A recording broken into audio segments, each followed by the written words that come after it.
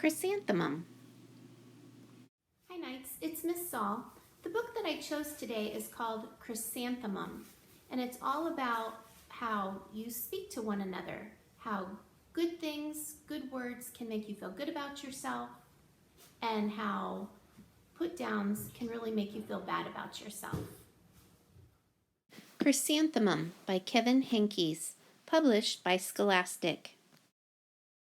The day she was born was the happiest day in her parents' lives.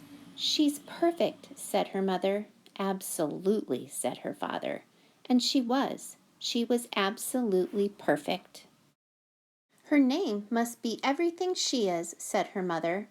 "Her name must be absolutely perfect," said her father. And it was. Chrysanthemum. Her parents named her Chrysanthemum. Chrysanthemum grew and grew and grew, and when she was old enough to appreciate it, Chrysanthemum loved her name. She loved the way it sounded when her mother woke her up. She loved the way it sounded when her father called her for dinner. And she loved the way it sounded when she whispered it to herself in the bathroom mirror. Chrysanthemum, chrysanthemum, chrysanthemum. Chrysanthemum loved the way her name looked when it was written with ink on an envelope. She loved the way it looked when it was written with icing on her birthday cake, and she loved the way it looked when she wrote it herself with her fat orange crayon. Chrysanthemum, chrysanthemum, chrysanthemum.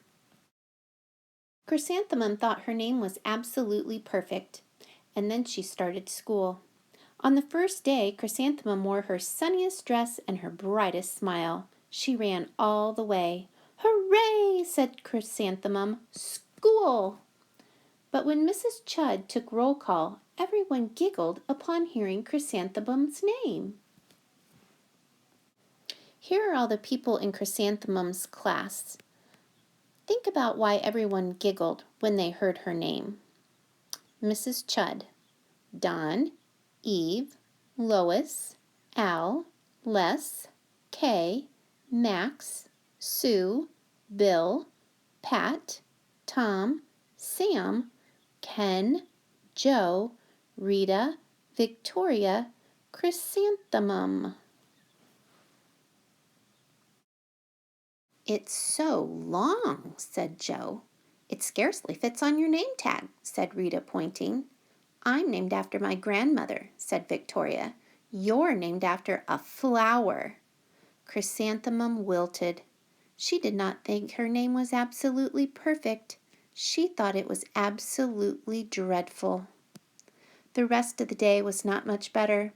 During nap time, Victoria raised her hand and informed Mrs. Chudd that Chrysanthemum's name was spelled with 13 letters.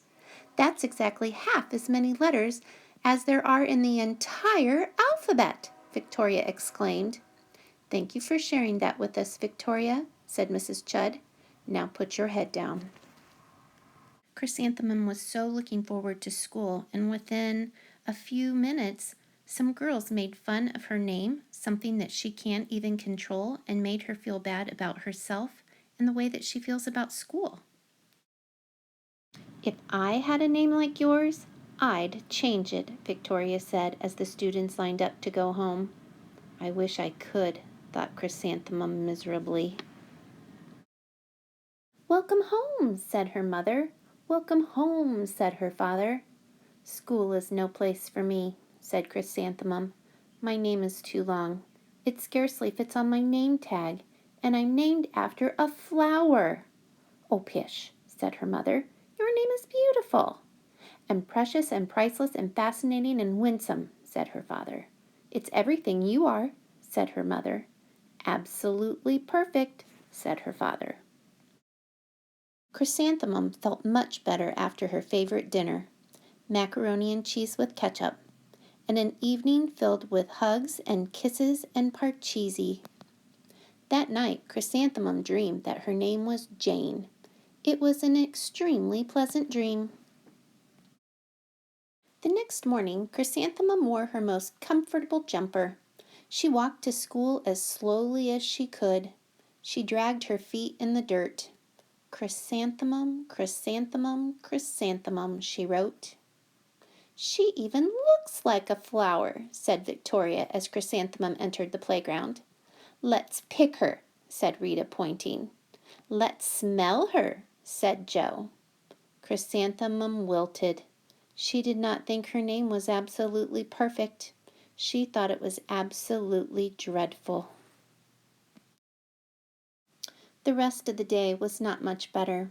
During nap time, Victoria raised her hand and said, "A chrysanthemum is a flower. It lives in a garden with worms and other dirty things." "Thank you for sharing that with us, Victoria," said Mrs. Chudd. "Now put your head down."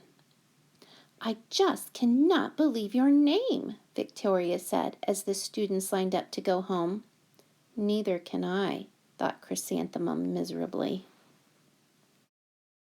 "Welcome home," said her mother. "Welcome home," said her father.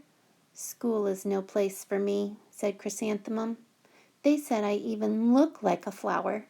They pretended to pick me and smell me." "Oh, pish," said her mother. "They're just jealous."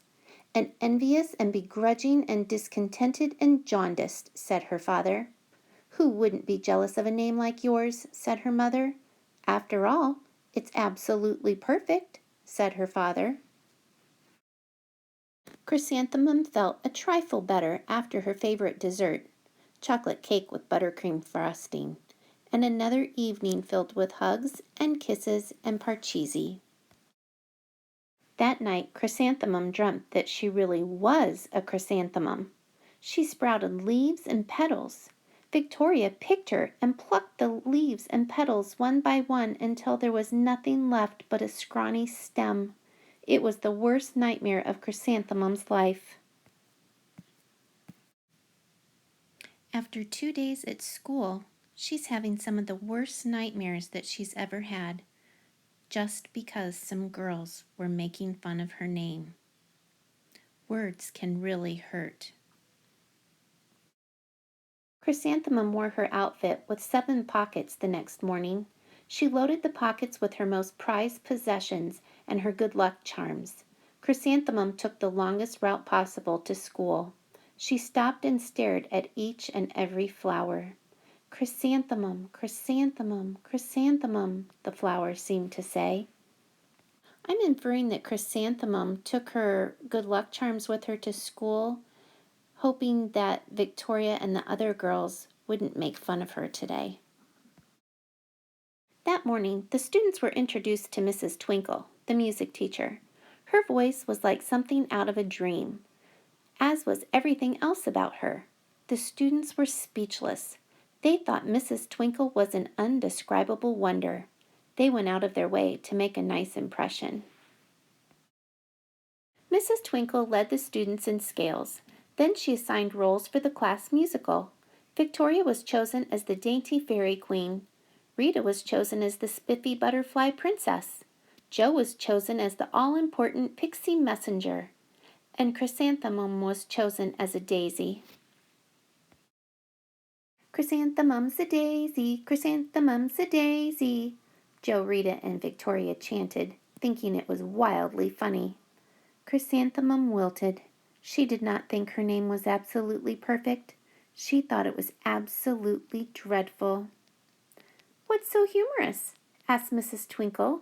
"Chrysanthemum," was the answer. "Her name is so long," said Joe. "It scarcely fits on her name tag," said Rita, pointing. "I'm named after my grandmother," said Victoria. "She's named after a flower." "My name is long," said Mrs. Twinkle. "It is?" said Joe. "My name would scarcely fit on a name tag," said Mrs. Twinkle. "It would?" said Rita, pointing. "And," said Mrs. Twinkle, "I'm named after a flower, too." "You are?" said Victoria. "Yes," said Mrs. Twinkle. "My name is Delphinium, Delphinium Twinkle, and if my baby is a girl, I'm considering Chrysanthemum as a name. I think it's absolutely perfect." Chrysanthemum could scarcely believe her ears. She blushed. She beamed. She bloomed. Chrysanthemum, chrysanthemum, chrysanthemum. Joe, Rita, and Victoria looked at Chrysanthemum longingly. "Call me Marigold," said Joe.